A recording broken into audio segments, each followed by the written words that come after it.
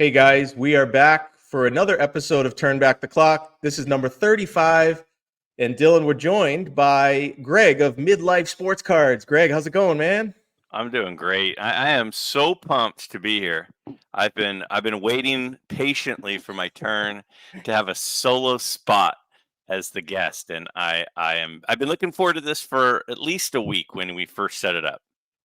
Yeah, I mean, you said some great things about us, probably not deserved, but you said some really nice things about Dylan and I, and the show Turn Back the Clock here. So this isn't why you're on, just because you said that, but we've been wanting to get you on for a while. But appreciate everything you said there recently. Of course, it's all true. Like, there's nothing that I enjoy more than hanging out with friends talking about cards, and the second place to that would be sitting around listening to guys I like talk about cards. Those are like my favorite things. So, Dylan, before we get rolling here, we're just guys on this one. We're just gonna bounce it around. I got a few questions. Maybe you guys got some questions. We're just gonna kind of bounce around in a few different hobby topics, and we'll just go for 45 minutes or so and talk about the hobby. But I got to do this before we get started. I need to thank you, Graig, for Graig sent me this recently. That's here. Awesome. I just got it. And Graig, now tell us what this is here. Okay, so when I was a kid, I became a big Clemens fan, which I've talked about on my channel a few times.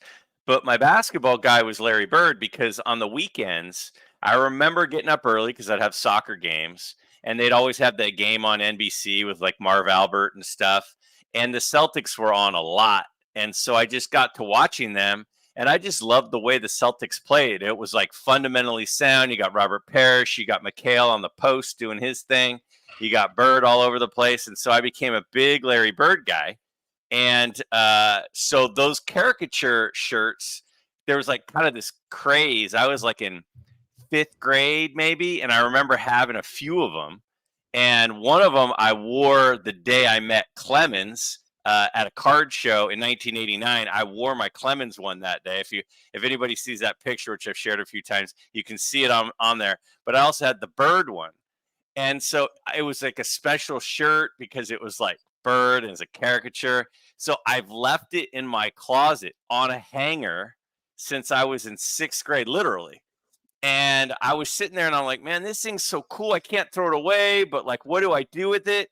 And I know you're a Bird guy, and I know you got a couple of little kids moving up into, bigger sizes. And I was like, I'm going to send it over to my Larry Bird guy and let his kids wear it and enjoy it. So, well, I can't thank you enough. And you're right. It's my, especially my 5-year-old. She's getting close to probably being able to fit in this baby. Yeah. She's pretty tall and big. So I'm going to put this on her pretty soon, and I'll send you a picture. So awesome. Thanks again. Awesome. Yeah, of course. Plus, when I was a kid, we wore those just long shirts as like pajamas. Like my sister always wore like extra large shirts. Yeah. Well, hey, since you brought that gift up, I have a shirt on too that I got from John Mangini. Oh. So dude, whoa, look at that. I don't know what the odds are of you sharing a shirt that you got, and I got this in a gift from John, so I got to give freaking Mangini a shout out. We don't plan any of that, but man, that worked out perfectly. Bingo. Yeah. I was as a kid, I remember I was probably in about 9th grade, and I watched the Endless Summer and Endless Summer 2 documentaries. We rented at the movie store, and we watched that thing on repeat for 3 days. And I was just like, man, this is like the coolest movie, especially for me. Endless Summer 2, I just loved it. And I was just like, I mean, I was like so intrigued with surfing from that point on. Top 5 movies of all time for me, and Endless Summer 2. And then there was also, they went to France, the nude beach, and so it was like, whoa! That's awesome. Oh, I love that movie so much. It's a good movie. I just watched it last week when I want to get fired up to go surfing. PaddleCon all the way, he surfs in that movie. I just enjoy it. Yeah, everything about that movie, I enjoy it. Well, Graig, everyone on Sports Card YouTube already knows you, but this goes out also on a podcast. Now, you don't do any of your stuff on podcasts, right? It's just YouTube only. Correct. Yeah. Although it would, your type of episodes do fit well for a podcast type of thing. I usually listen to you while I'm driving. I talk a lot. So well, and they're good length too. Well, yeah, I mean long. I've not done it. As a teacher, the teacher in me feels like having multiple ways to pick up what a person is saying, not just hearing them, but seeing them and showing graphics and visuals and explain things and demonstrate it. I just feel like I just have this call to just leave it on YouTube. So I have no plans on going outside of that, but there are things that I stream, so I get it, and it's a great way to share information, but I just haven't. Well, the thing is with anyone who's listening to this on a podcast that might not do YouTube, you can use YouTube almost like a podcast anyway. I mean, sometimes there'll be something that's on a podcast, but it's also on YouTube. I'll just listen to it off of YouTube. It kind of works the same way almost. So yeah, well, 100%. Especially if you pay for the upgrade for the $10 a month, you can literally click the side button and put it in your pocket, and it is like a podcast. If you don't pay, then you're burning a hole in your pocket. Turns off all the time, at least for me when I'm working. But if you pay the money, a lot of people don't know that's literally part of the deal. It's a perk. You can click the side button, and then it literally becomes a podcast.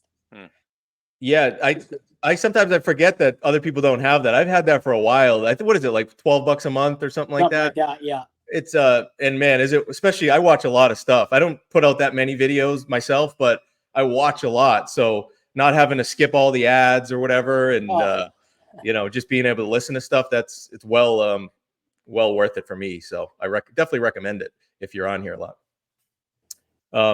Well, before we bounce around a few topics, do you guys have any pickups that you want to show? Recent pickups? Or I got one here. Yeah, why don't you do yours first? All right. So this is a really cool card that I'm happy to find. I just got it back today. Perfect timing.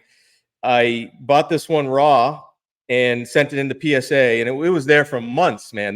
They're really slow on vintage, but this is a 1915 Cracker Jack, Ray Caldwell.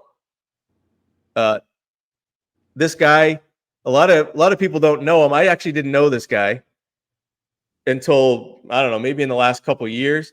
I heard, do you remember when, I think it was Clayton Kershaw, it might have been last season or the season before, he got pulled when he had like a no-hitter going, or it was maybe a perfect game, but he got pulled in like the 7th inning with a perfect game or no-hitter. And I remember seeing some article being like, man, things have changed. And then they said that there was once this guy named Ray Caldwell who got struck by lightning in the 8th inning, 7th or 8th inning, unconscious. They woke him up, and he went back in and finished the game after getting struck by lightning. So this guy, Ray Caldwell, he could have been a hockey player. Yeah. And I was like, man, I want to get a card of that guy. And so I was looking at different cards that he has, and it was perfect because 1915 Cracker Jack was a set that I didn't have a card from. I had one from the 14 set. And I was like, perfect. I can combine both. I can get a card of this guy and then get a 15 Cracker Jack. And these are just man, these cards are crazy. Like, first of all, it says he's on the back, it says he's a left-handed pitcher, but it looks like he's throwing right-handed there. Oh, yeah, for sure. So, and this guy was really, really good, but I guess he was a big partier and stuff. I did some research on him, but he was a really, really good pitcher, and just a crazy, crazy story about this guy. So, yeah, just got this one, and check out the centering on that one too. Yeah, that thing's beautiful. Yeah, beautiful. I never heard of the guy before. Yeah, Ray Caldwell. Man, look him awesome. Up. Look him up, Ray Caldwell. So I've got a couple of pickups I haven't shared, and I think it's going to kind of tie into some of what we're going to be talking about today, I think. But sometimes I pick up cards, or other people will pick up cards, and I'm like, what do you want that for? Like, I don't know if I really get it, but there's this whole thing of like, you do want to collect what you like, but should you be collecting what at least someone else likes, But something that I like a lot are these 1888 Allen and Ginter cards. Now, I shared on my channel the other day the big card in that set is the Blackbeard card, which I picked that card up through a Facebook group. And then after I did that deal, I reached back out to the guy I bought it from. I was like, what else do you have? And I got a really good deal on, this is Captain Morgan from Captain Morgan, Oh, like the man. rum fame. And it's just like a gorgeous card, and the back is super clean. It's a 4.5. And, you know, there's about 5 big cards in that set, and this is one of the big 5, and it's a 4.5.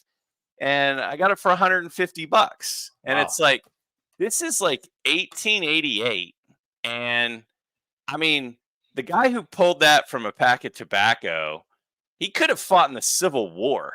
You know, Crazy, it's like, yeah. it's Crazy insane. It is insane. And then he also had a couple other cards that were low pop in the set. So this one's got a little bit of a beat up case, but this is the number 1 card in the set. So as we know, the number 1 and first and last card in every set is brutal. And so I was like, if you've got the number 1 card in the set, I'm interested. And again, a 3, when you're looking at a card from the 1880s, is a pretty nice card, actually. So I haven't shared those on my channel yet or anything, but I did pick those up. And that's kind of my little non-sport scratch that itch. And I really like that set. So I did get those this week. Captain Morgan. That's awesome. Yeah. I love it. I love those pirate cards. I think it's really cool. And there's value there. I mean, I always assume this when I'm collecting. If I'm willing to buy something, I'm not the only one on earth that's willing to buy something. And if I ever choose to get rid of it, unless you're just ridiculous, you'll be able to sell it to somebody else. Even if we're crazy, there's somebody else just as crazy as us out there who's going after those. And you found the guy who's got a bunch of them, and he had a few. Yeah, awesome. Yeah, I'm trying to build the set. There's 50 in the set. I have about 30 of them, but it's just kind of a fun thing to have going in the background all the time, you know, on the side. So it's been fun. I get heat about once every 3 months. Somebody will text me and go, you know, pirates are criminals. Like, they're not celebrities. I can't believe that you would, you know, these guys like ruined people's lives and killed people. And I'm just like, okay. I mean, I don't know what to say. It was like when you sold that O.J. Simpson rookie that you wanted like a year ago. Yeah. And I blew my mind because I'm like, I one day I will own an O.J. Simpson rookie because that's part of my life. I remember exactly where I was when O.J. Simpson, you know, was driving the Bronco, exactly where I was when the verdict came across. And it's part of it. And it's part of the history of cards.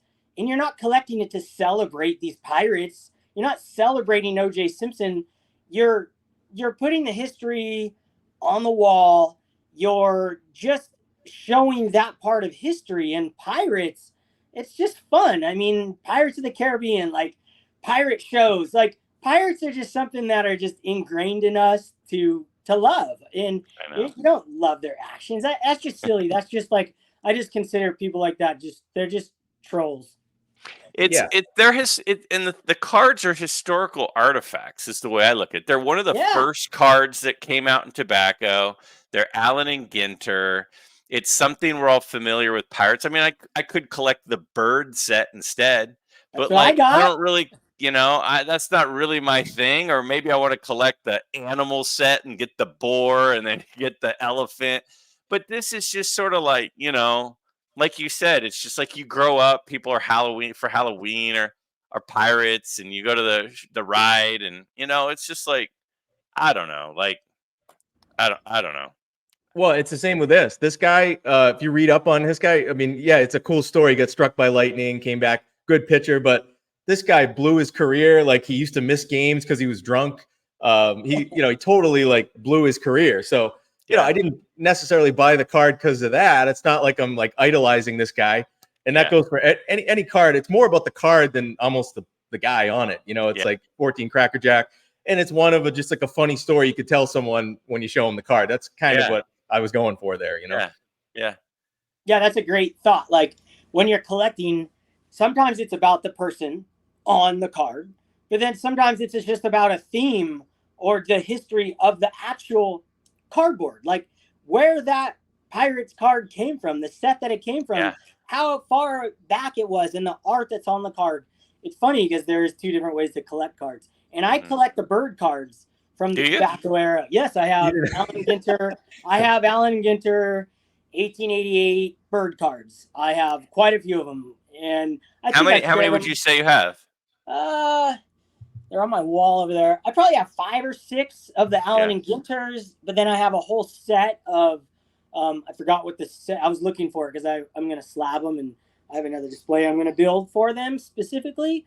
But I love the tropical birds because we have them over here too. Yeah, so I'm obsessed with them. I love them. Well, and those cards from those sets are so beautiful. When you looking at a picture of them does not do them justice. When you see them in person, they're absolutely stunning. And I don't know. I mean, it's kind of cool seeing like a cannon in the background and like guys on the walking the plank and stuff. You know, there's like on this Captain Morgan. I don't know.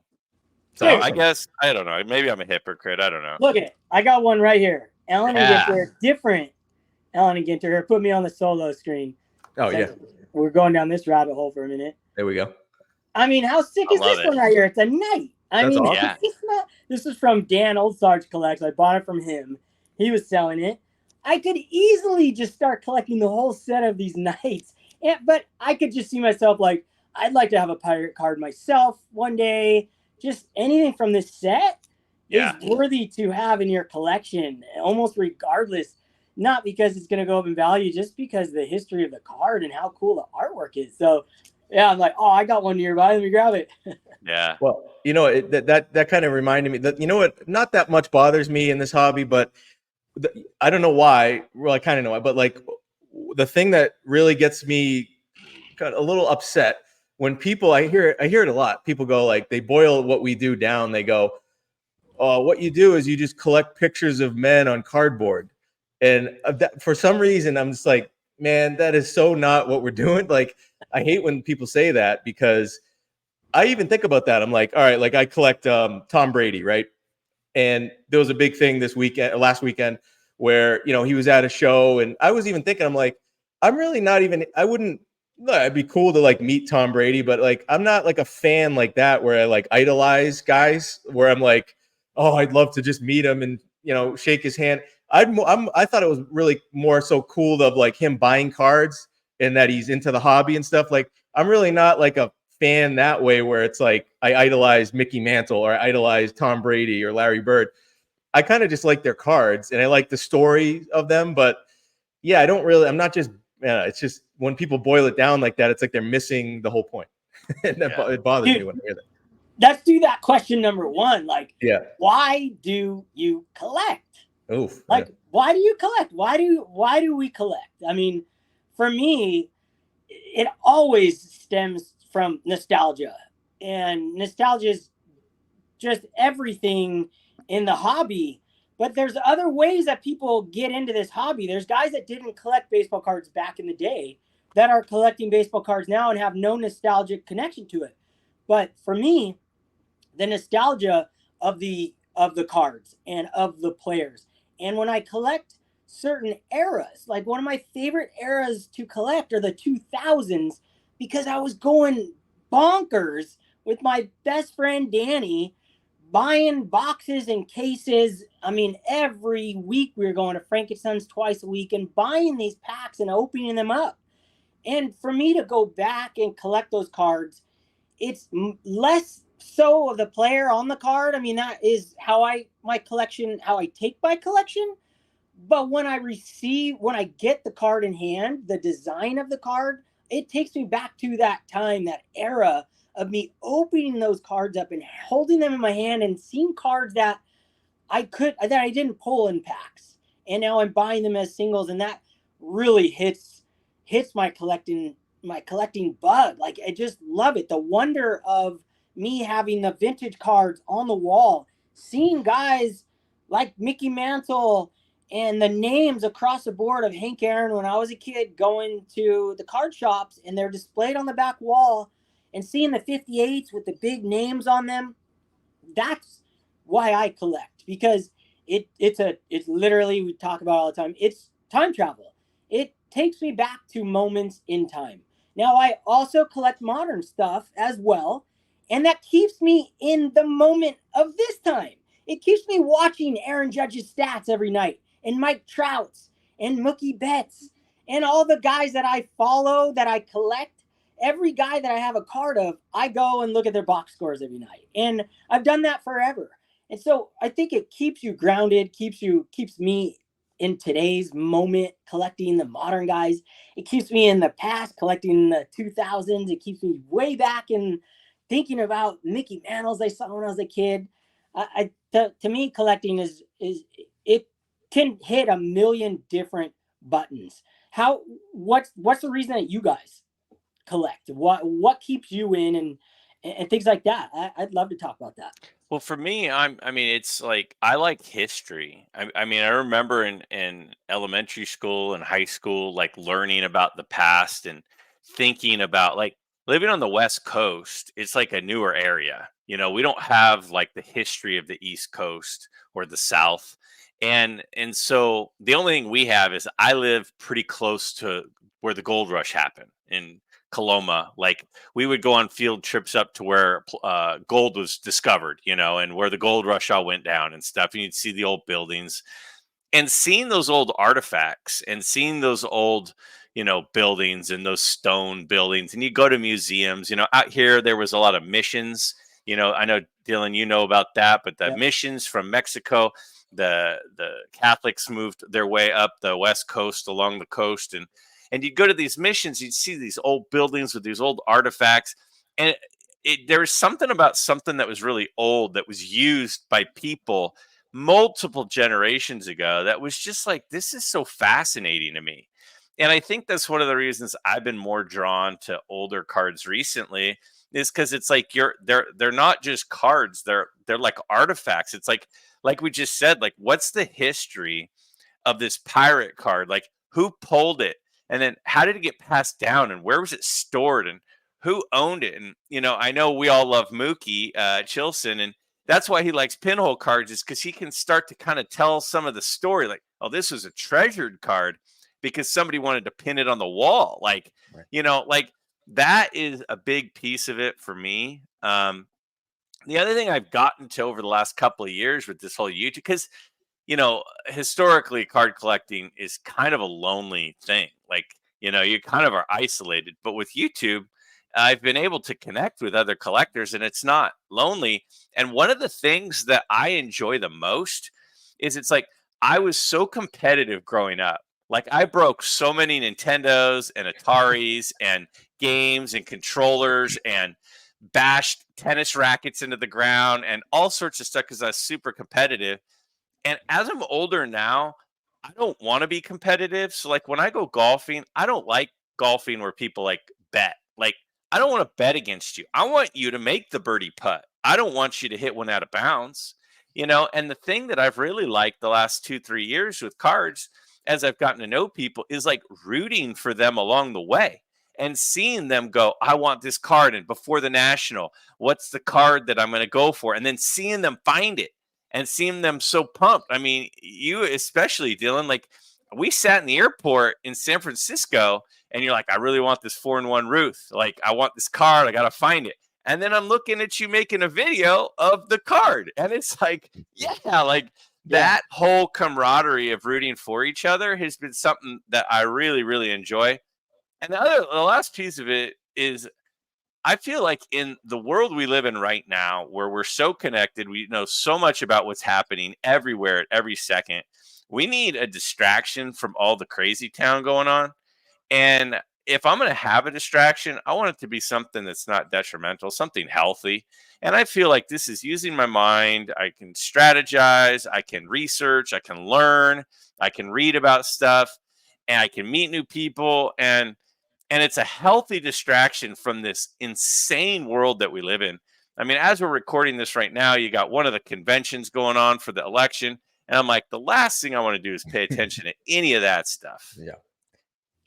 You know, it's Greg, when when you were talking about how you used to when you were younger, you used to get upset playing Nintendo. I pictured you with the Duck Hunt game where you had the gun, Oh yeah. just Oh throwing yeah. that against the screen. Oh, Young no guy. doubt. No doubt. I think yeah, you guys nailed it with that. For me, it's like multi-era collecting. You can get a lot of different I guess joys out of it, like with this, right? With the pre-war stuff, just the history. You know, it's got stains on it from being in a Cracker Jack box in 1915. I mean, that's cool. That's history, So regardless of the guy on it or any of that stuff. It's just a historical artifact that tells American history. And then, the same idea with golden era stuff, but it's also, you can be nostalgic about that a little bit just because like when I was a kid, hearing about it and now like going back and seeing those players, Willie Mays and all those guys in cards, but also the history. And then real nostalgia is the junk wax stuff. That's like major nostalgia. But even like with 90s stuff that I collect now, I don't really have nostalgia for any of that because I wasn't collecting during that period. I was kind of taking a break from the hobby. So it's not really nostalgia. It's just like the thrill of the hunt, just getting that hunt going. That's really fun for me. And you could do that with pre-war too, because it's cards that you can hunt for years. And you can do it with, like we've talked about, Dylan, you can do it with really any cards if you're hunting certain conditions or eye appeal. So that it's more of that. It's just kind of those different things that keep you going. And the learning, I love learning about new sets, new cards. I never knew about new guys that got struck by lightning during a game. I mean, all that stuff that you just learn along the way. It's fun, just increasing your knowledge about that stuff. So I just hope my brain's not filling up with too much of that, and then I'm not using enough of it on like other stuff in life. So I guess I got to balance it a little more because I tend to go when I go into stuff, I like get real deep into it.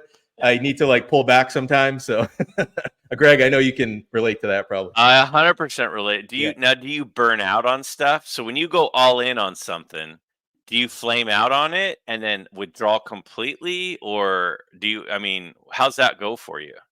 I can, yeah. What I'm trying to do is that's why I like to collect different players, different eras, because like for example, if I get feeling a little burnt out in the 90s stuff with learning about all these crazy parallels and stuff, and I'm feeling like, all right, maybe I'll take a little mental break from this and I'll move over to my Mickey Mantle collection and think about that, or Tom Brady, or I'll look at some pre-war stuff.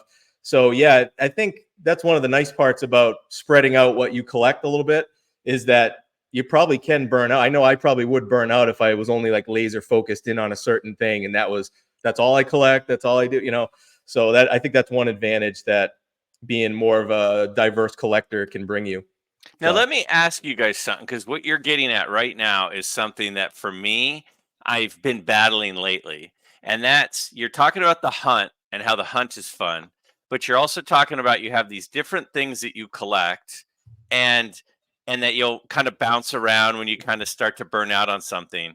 One of the things I've been battling lately is there's certain things that when it becomes available, even if it's not the right time to get it, you kind of feel like I got to get it because like I know like Adam with you've got some Pedro cards that are, hard to find. And when you may not be ready to make a purchase for a big Pedro card, but if it shows up, you kind of have to be ready. You kind of have to go, well, if I don't get it now, I might not end up getting it. Like, do you guys ever pass on those cards that come up that are rare to come up because it's not a good time? Or do you guys just go, no, it's up. I got to use the resources there because the opportunity is not going to come back for a while. All right. Well, let me answer this because I had this experience today. So I find that when there's a vintage card, to elaborate a little more on it, when there's a vintage Topps card and it's dead centered and I just don't have the funds at the moment, it's a mantle, or I know there's going to be another one. I'm not like, oh, I have to buy it right now. Although how hard it is to find centered Topps cards, and I get burnt out from the hunts trying to find one particular Topps card centered. You can spend 5 hours on eBay, look at every example, and not find one. This is going to sound crazy to a lot of people. that aren't collecting modern cards. But for me, when a certain modern card pops up, like one that popped up 7 days ago that my friend had just purchased, that I saw it like it was like 9 days ago. He sent me, I'm not going to break the cat out of the bag, so I won't even mention his name. Well, I'll mention his name. Shane, Shoebox Legends, bought this insane card, and I go, oh my gosh, he sent it to me. I want that card so bad. It fits my collection. And there's only 9 of them, okay? Yes, they're serial numbered. Yes, it's a fake. Not only 9 exist. It's not fake. There's only 9 in the world that have the stamp numbered to 9. Like, I don't care what people say about vintage is the real rare versus they're all, if it's stamped serial number 9, there's only 9. Okay. So as a modern collector, and I'm a vintage collector, I'm an all eras collector, just collect cards. When one that's numbered and that fits my collection like this one does, it popped up 2 days after he purchased his, probably because the guy who owned it, another copy of it, realized, well, I can get that kind of money for it. I'm going to list mine now. And it happened to be a certain player who's hot right now. Bad time to buy his cards. But sometimes that's how they come out of the woodworks. And especially with the player I'm collecting, like guys are realizing they can get some money. So I've been following this card for 7 days. There was no doubt in my mind that I was going to win that card. And he put it at a price that he put it at where my friend purchased his card at. He literally started the auction at X. It was $700. He started at $700, and I watched it for 7 days. I was surfing, and I had my watch on today. I literally got out of the water, and I ran up to my car. I had my alarm set. I waited for the auction to end because I don't do the pre-bidding or whatever you call those snipes. I don't do snipes because I like the thrill of, if I do snipes, I'm in trouble. I'm going to buy way too much stuff. I like the thrill of hitting the button and making myself really want that card. I waited 7 days. I would have purchased that card the very second I saw it for the price he had it at. Nobody bid the whole time. I was the only crazy enough person to buy that card in that moment. I ran up to the car. I had 7 minutes left. I sat in the back with my wetsuit top on. I was going to go back out, and I bid $871. The card was at $700. No one was bidding, but I said, I want this card. So if someone had a snipe set at $700, I wanted to win. And I didn't care if I spent an extra $170 on the card because there's only 9. And the odds of another one coming up are slim. So I will attack a modern card that I have been hunting or something that just speaks to me on the spot. Vintage, I know it sounds crazy, not so much, because I don't go for the rare stuff in vintage. I go for the centered stuff. So it's a different collection, a different basis for that. And I think the vintage guys out there are scratching their heads going, Dylan's lost his mind. He spent $700 on a modern card. What is he doing? He's going to lose all of his money. And you know what I say to that is the proof's in the pudding. Like if you were collecting 90s modern cards back in 2000, you'd have your value in cards would be worth way more than a guy who's collecting vintage in that time. They've shot up way higher. So the proof is that the stuff will be worth money forever. Whether your player, my player like Mike Trout gets hurt and the cards come down in value, I just keep buying them. It doesn't matter to me. It's a collection, but there's 2 facets to it. So with that said, Graig, it depends. And for the modern ones, like a card like that, I was going to go home with that card. And yeah, even though I said I wasn't going to buy any more cards after the National, I bought that card, and I'm not selling any more cards. So I have to go work and make some money to buy that card, to pay for it. All right. I'm going to push back on one of the most common things that I've heard over the last 3 years. When that card comes up that you might not ever see again, you got to pounce on it. That you won't regret it. And you might not regret it, but I was always in that belief too. And I've acted on that myself. Like you said, with Pedro stuff, when maybe the rarest, best collection ever came up all at once. I pounced on probably like a lifetime worth of stuff that I planned it out like, oh, I'll maybe try to get these over the next 20 years. Right. And they all came up at once and I pounced.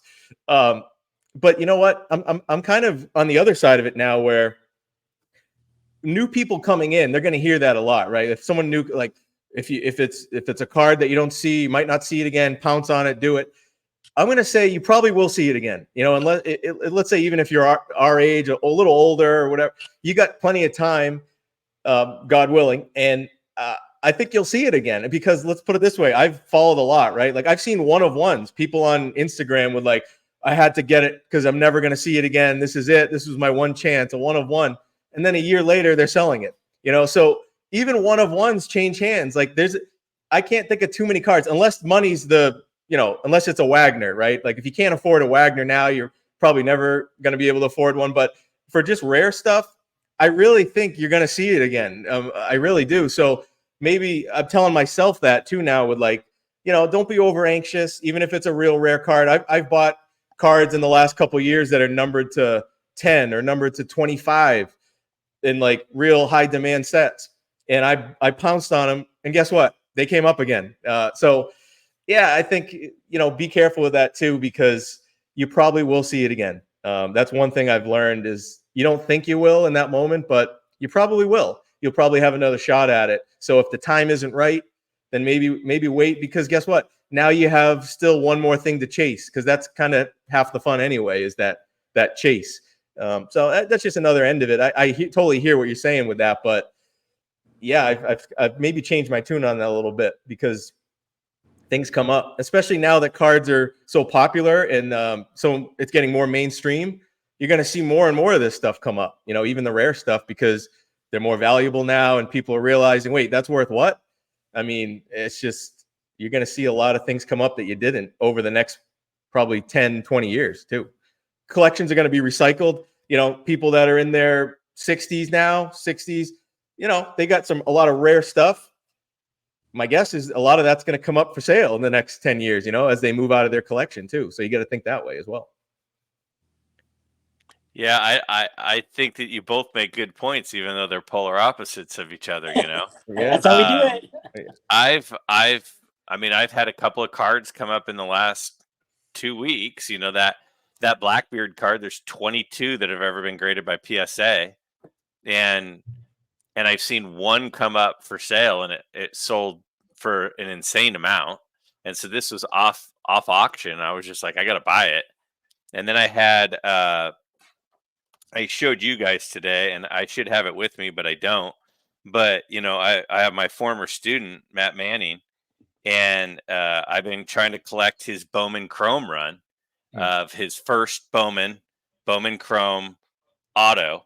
And I've got the paper one, I've got the refractor, I've got the ATA 250, the ATA 150, the ATA 99, the ATA 50, the ATA 25, and then the ATA 5 showed up, and it's hard to see it. Oops, wrong one. There we go.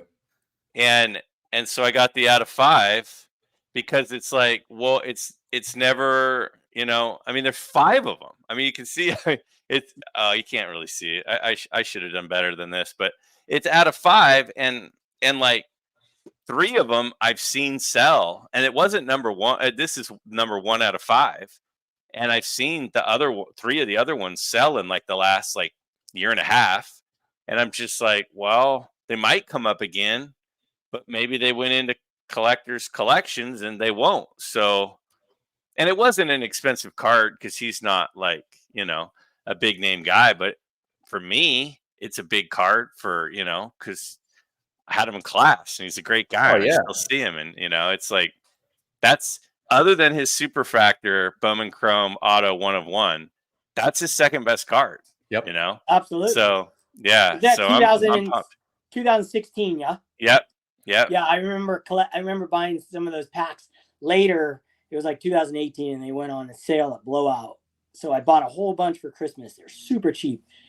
And that ended up being a great year. Like if you had those unopened now, they'd be worth a lot of money.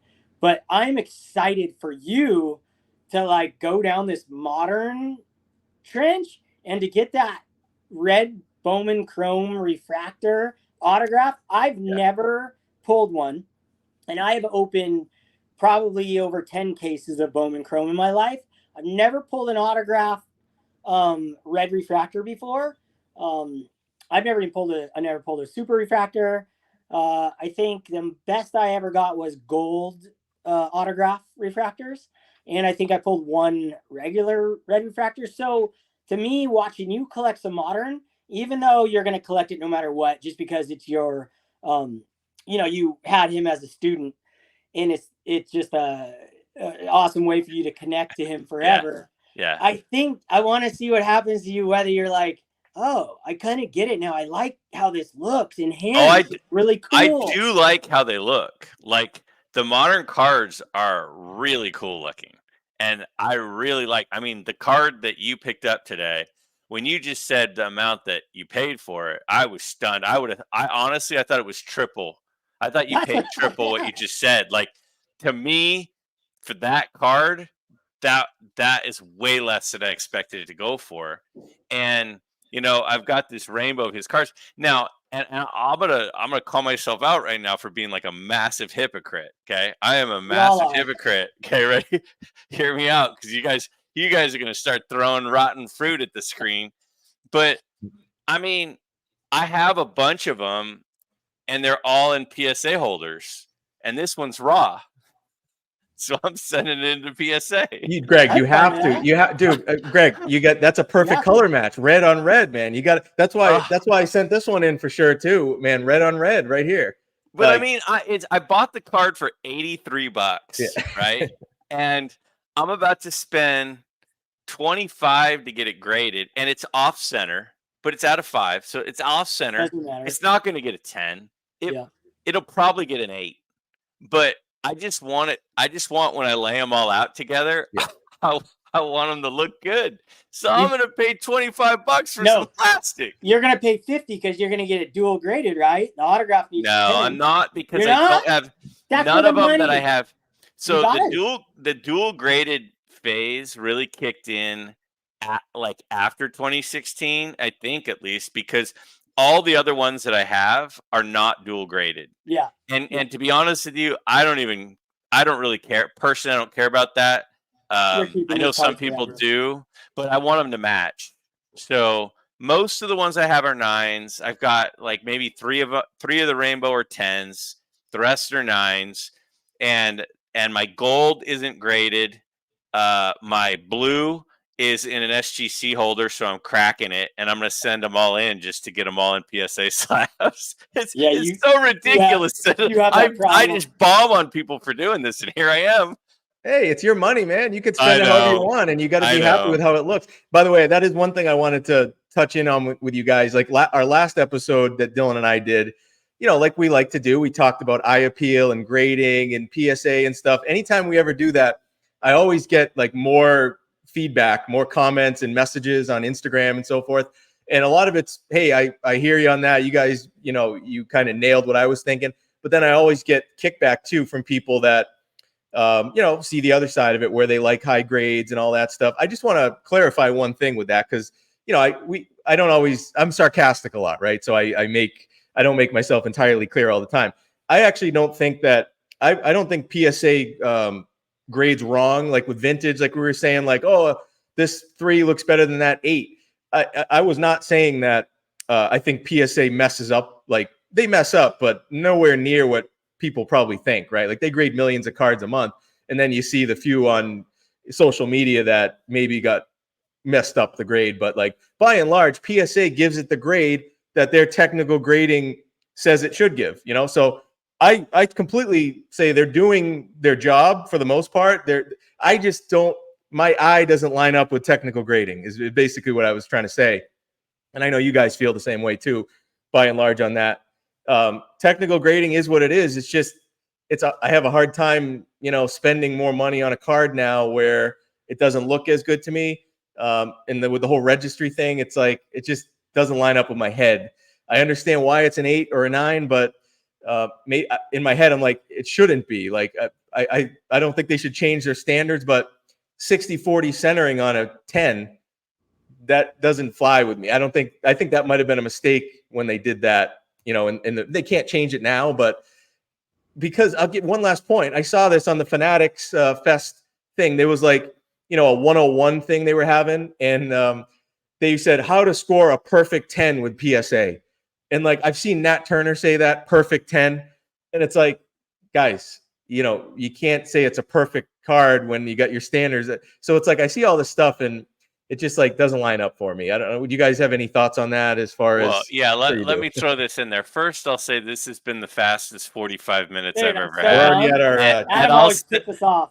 I'll stay on as long as you guys want. But that said, to open a different can of worms along these lines, what about when you see the video of the card getting a trimmed or the card getting a color added, and then it gets sent over to a different grading company and it gets a slabbed number? Like, I agree with you that a lot of the times we go, how could they say, you know, this is a 7, but we didn't notice the surface dent and we Yeah. didn't notice the little nick on the edge on the back and we didn't notice the print mark. And so we're mad, but in reality, they're right when you look at it under high power magnification. I, like you, am not really worried about what it looks like under high power magnification because my eyes are getting worse by the day, not better. But with that said, the thing that does worry me is when we see a card get color added or trimmed and then it gets a grade with a different company. So in that case, who's wrong there? Who's the one who messed up? That worries me. That's crazy to me. When was that on? I remember. Was that your card Moynihan. or your video? Mike Moynihan. Mike Moynihan's. Okay, but you shared it. I think that's where I ended up seeing it, or I don't know. But when I saw that, I mean, stuff like that goes on all the time. All I go back to is the fact that I'm so happy that I decided to sell all of my, just go balls in and go nuts and sell all those high grade cards that I had, because who cares? Because the eye appeal of the card is the only thing that I care about now. Whatever the slab says, if it says MC, if it says stain, if it says OC, I don't care about any of that. In fact, the more MCs I see where it's MC on the back and the front's dead centered, I'm happy. The off-centered cards, none of it matters to me. I don't even stress out about some color added or PSA messed up on this or this 3. I just got a text earlier today. A 3 got sent back in and it became an 8 in a vintage card.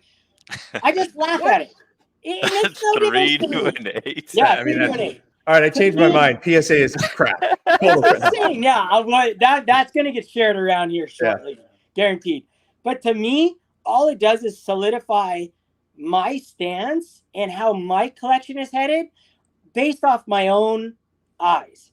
And I love cards that are graded. I love to have them in slabs because of the look of the slabs and because they're guaranteed by PSA. So if PSA messed up and they want to recall my card, they're going to have to give me some money for that card.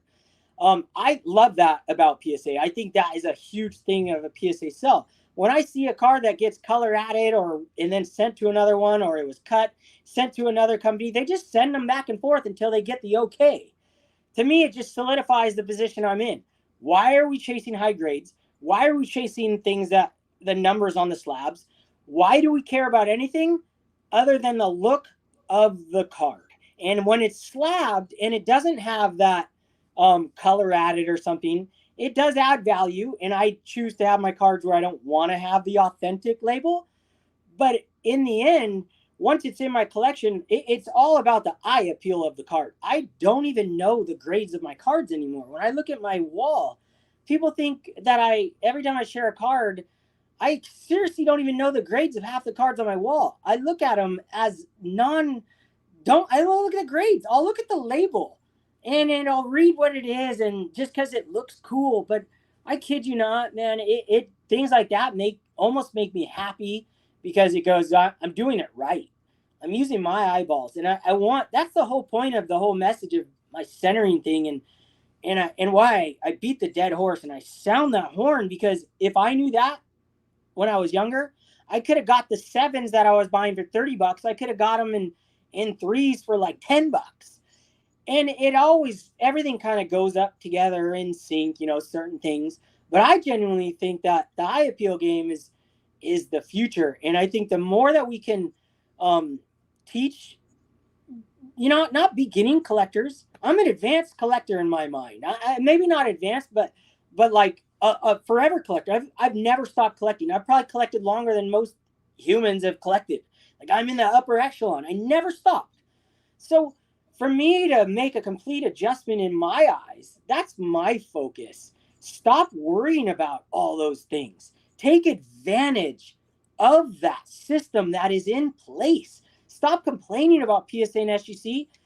Do something about it with your own collection and take advantage of those numbers on the slab. Take advantage of those color added on the slab. Whatever you want to do. If you want to buy those color added ones and crack them and keep sending them in, I could care less. If you want to have a good looking collection, use your eyeballs, not the number. So Adam, let me ask you this. Let's fast forward 10 years, 20 years. You got a 52 mantle in a 7 that's 90-10. All right. And then you have a 52 mantle in a 5 that's 50-50. But it's obviously a 5, and so it doesn't have the sharpness of the 7. Which one's going to sell for more? The 5 that's 50-50 or the 7 that's 90-10? Oof, man, you always get the good questions, Greg. God. Well, I know which one I'd want. Obviously, the 50-50 centered, but yeah. Well, then the answer is, what's the majority going to want? Yeah. Because if the majority would rather have the 50-50, that means the value will be higher there. Right. So do you think that the average collector is going to prefer the 50-50 or the sharper 90-10? I think with that card, it's going to be the 7, because a lot of the people who buy 52 mantles, a lot of them are kind of like, well, that's my vintage card I want to get, the 52 mantle. Like, that's my showcase card, and I'm just going to get the highest grade I can get. And they don't really look at eye appeal as much. At least that's the way I see it. I think there'll be some people who stay that way. Other cards, I would probably say the perfectly centered 5 will definitely catch up, or maybe even someday eclipse the 7. But on the 52 mantle, yeah, you get, just based on the type of people that will, like, not me, but I'd rather have a centered one. But yeah, I think, it's funny you mentioned that, because that's what I was going to ask next. You guys both, Dylan, you've mentioned this before, how, like, we don't collect for the money. We're not doing it as like primarily an investment type thing, but I do. One of the reasons I do like collecting is it's kind of a challenge for myself. Greg, you mentioned this on one of your recent videos, that we like a lot of things, right? So it's not like we only like a few different things. We like a lot of things. So part of collecting for us is, of the things that we like, what are we going to collect that other people will also like in the future? Because it's not like you don't have a choice. You could choose to collect something that only you like, and we do some of that. But I think the majority of my collection, I collect things that I like, but also I think has a chance of holding value, maybe increasing down the road. And it's kind of like, it's a little bit of a game for me. I'm not relying on it like I'm going to need this money, but it will be kind of a fun little thing down the road to see, like, was I right? Like, Dylan, you've said that, like, someday, 20 years from now, if you sell your collection or some of your collection, it will be cool to see, like, man, I knew this card was going to go up in value, or I knew that centering was going to become a bigger thing. So some of it's that for me too. I do hope that I'll be right on some of these cards that I'm buying that I like, but I also think it's going to go up in value. So we'll see. Yeah, I mean, I always use the analogies with houses, and it's like when I bought my first house, we bought a 2-story house because it was the most bang for your buck. It was the most square footage for the cheapest amount. But then when we went to sell it, there were only about half the people were interested in a 2-story house because they're older, they don't want to climb stairs. So it reduces the potential buyers. So the demand goes way down for that 2-story house. Well, when I bought my second house, I wasn't going to buy a 2-story house because I just went through the whole issue of selling my last house. So now I only want a 1-story house because of that. And it's the same sort of thing that, like, when I go and buy a house, I want to get a house that I like, but I also want a house that someone else is going to like in the future should I decide to move on from that house. And cards are the same way. Like, you want to buy a card that you really like, but don't you want to get a card that if you decided you wanted to sell it, you could get your money back? Like my Matt Manning card that I just bought, I'm probably one of the few people that are looking to pick that card up. When I'm picking up some of these pirate cards, at least at the moment, there aren't a ton of people beating down the door to pick those up, but I really like them. But when I pick up my Ernie Banks rookie, or I pick up my T206, Christy Mathewson, or, whoever, it's like, well, I'm going to be able to sell that card pretty easy if I were decided to go in a different direction. So I think it has to matter unless you're planning on dying with the cards. And even if you're planning on dying with the cards, don't you want whoever's going to end up with the cards to end up with cards that are going to be easy for them to sell and not a stack of pirate cards? I mean, so to a certain extent, you kind of have an obligation to care at least a little bit, don't you? Hey, I sit up and think about, like we all do. We think about cards. We think about our collection all the time. I genuinely have this thought all the time about how I want my collection to. I want someone someday to thumb through my collection and be like, this is the greatest freaking collection I've ever seen in my life. And not because of the high grade, not because of any grade, just because of every single card that someone sees in my collection is unbelievably good looking. You can't say there's something wrong with most of my cards. I think about those things. I dream about being dead and being a ghost, and looking down on the guy who's, Mike Moynihan comes in here and buys all my cards for $10. and he's like, holy crap, this guy knew what he was doing. This guy had the eye. Now, I'm never going to get to enjoy that. Maybe if I'm a ghost, I can enjoy that. But I think about those things. And I want to have, like, I know people visit me. So I genuinely want someone to come over and be like, man, I've never seen so many Topps cards that look so good. Not the grade, just looks so good. I love thinking about value. I grew up in the 80s. I grew up in the 90s. Knowing what every single card in my collection was worth, whether it was a quarter or $3 or $8 Jose Canseco Eric Plunk. I knew the price. I knew it in the Beckett. And still to this day, I don't keep track of, once I buy a card, I write in my Excel spreadsheet what I paid and what I think it's worth, whether it's less than what I paid or more. And most of the time what I put in my thing is when I buy a card, because I'm paying premiums for these centered cards, most of the time I say in the thing that it's worth less than what I paid. I overpay because I choose to, because I want that card. But I never keep track after. I don't have card ladder or anything. Once it's there, the only way I know the future, or what it's worth in the moment is if I go to sell it, or just because we know what cards are worth. But I don't go back and look. I don't know what my collection's worth altogether, except what I think it's worth. So I love knowing what my cards are worth, and I want them to become worth more money. I want to cash out half my cards one day, still have 500 on my wall, and make $1 million. A good friend of mine who's a super smart guy, super successful guy, has a really amazing collection. He's not a YouTube guy.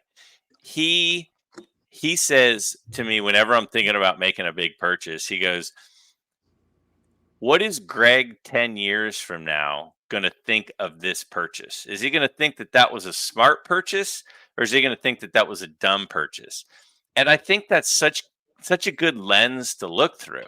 Like, if 10 years from now, I'm like, man, I'm really glad I got that 53 Topps Jackie Robinson in 2024, because now in 2034, that card is going to go way up. But is Graig in 10 years going to look back on, the 1966 Al Kaline that I bought and say, man, what a smart buy? Like, maybe, but maybe not. But using that lens, I think, is a really good filter to put yourself through before you make at least a larger purchase. Yeah, and it's okay to sell cards too. I mean, I don't know if you guys ever got I remember like 3 years ago when I first came on YouTube, and it felt like, there was this vibe that like, if you sell cards, you're not here for the right reasons. Like, you're not a true collector. And I'm like, I was like that. I'm like, I'd come on and be like, I'm never selling this. and guess what? It's okay if you sell cards, because in the end, I mean, anyone who comes on here with a channel, of course they like cards. Otherwise, why are they doing it, right? Like, you're gonna spend all that time to start a YouTube channel and show cards, and you don't like cards? I mean, you could sell cards, and it's good now. The reason I brought that up is what a difference now, right? From like when I first came 3 years ago to now, it has nothing to do with me, but I'm just saying I see channels that now are selling cards, and it's good, because if you're going to move cards, why not use YouTube to do it? Move them to other people or collectors. So I think that's a good thing. I think there's a stigma that like, oh, if you sell cards, it's you're less of whatever, a collector or something like that. I think that's just part of the hobby. You don't have to sell cards, but I don't think it makes you any better or worse if you do or don't. I don't know. That's just let me put my 2 cents in on that. I find this always fascinating. I almost feel like once you almost feel like you're as a YouTube, like I guess my channel would be a collector's channel. You're almost trying to prove yourself a collector every time. Like I feel like you made a great point, Adam. Anyone who's making videos or watching card videos loves cards. And I look at a guy like Jeff Wilson. I am not like throwing the pom-poms up for Jeff Wilson. He's my hero or anything. But I also see a lot of guys knocking a guy like that down. Look, in the end, the guy has to like cards. It's not like he came in here and he's making millions of dollars and this was his greatest idea to pump up cards and sell them. No, I don't think that all. I think he had a passion for something, cards. And then he came in. Now, I could be wrong. I guess I'm speaking for him. But I'm speaking for more people that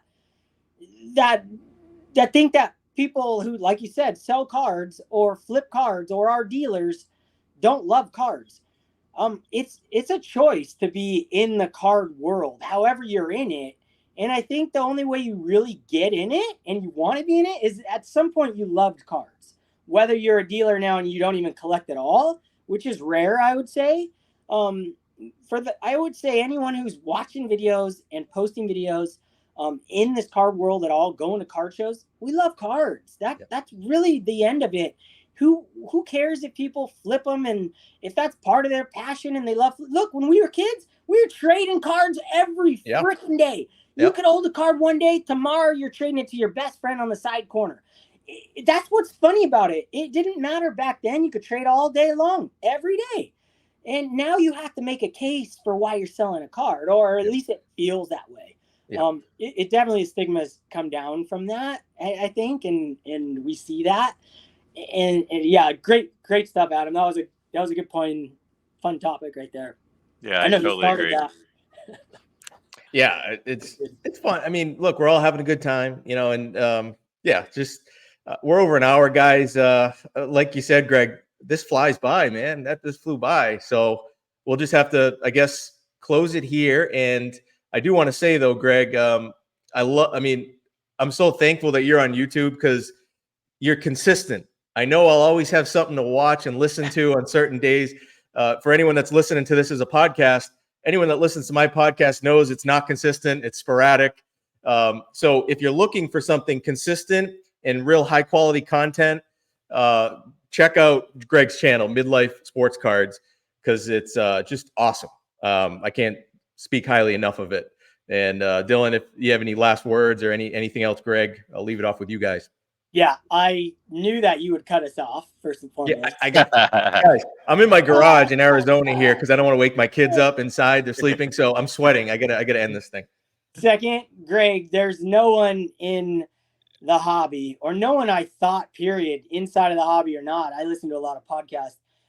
I listen to every single episode, and in the beginning, I thought you were out of your mind. I literally was like, this guy's gonna burn out. This is too much. How can you talk about one topic over and over again and then change the title, and yet it's the same topic over and over? And yet I tune into everyone and I love to listen to everyone. Now, am I learning something every time? No, but I'm entertained every single time. So I really can't say thank you enough, because it takes an hour of my workday.